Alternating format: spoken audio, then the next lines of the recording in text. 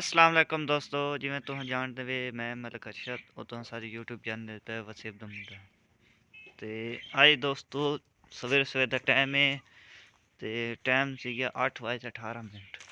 आज बड़ी धुंध पई खड़ी है, हर पासे धुंध ही धुंध है। चेक करो बाल पड़न में धुंध ही धुंध पई खड़ी है। ते सारी वीडियो ना जुड़े हुए तो कोई वीआईपी वीडियो सवेरे सवेरे देखे किया और जल्दी ना साथ चैनल को सब्सक्राइब करो। और आज तक एक छोटे जे बाल दा ना गाना सुने ने है, वो है छोटा जिहा लेकिन है बड़ा शैतान। ते उंदा मैं सवेरे सवेरे गाना तक सुने ना ते बेया जिन्हें भाई साथ चैनल को सब्सक्राइब नहीं किया साथ चैनल को प्लीज़ सब्सक्राइब करो और आज दी मज़ेदार वीडियो पढ़े ने।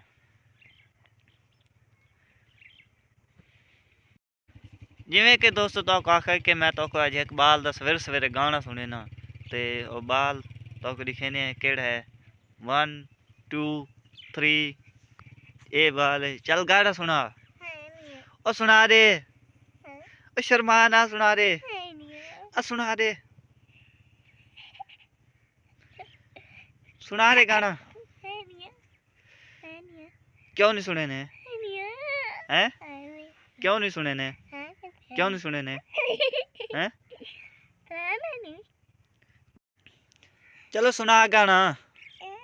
गाना नहीं सुने ने, चलो अले सुना दे, अले बे सुना दे। चलो सुना सुना।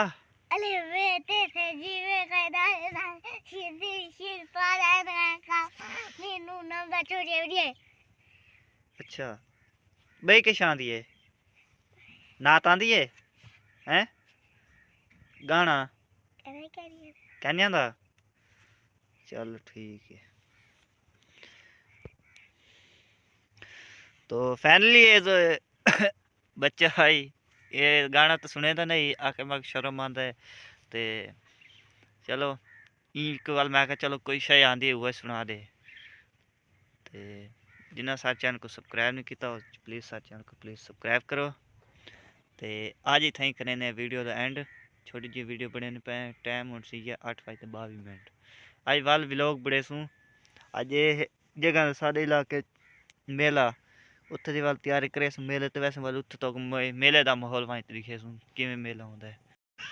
तो अज थैंक करे ने वीडियो का एंड। तो अच्छा लगी उसी सारी वीडियो तो सारी वीडियो अगर तो अच्छी लगी है तो सारी प्लीज़ चैनल को सब्सक्राइब करो। Okay bye.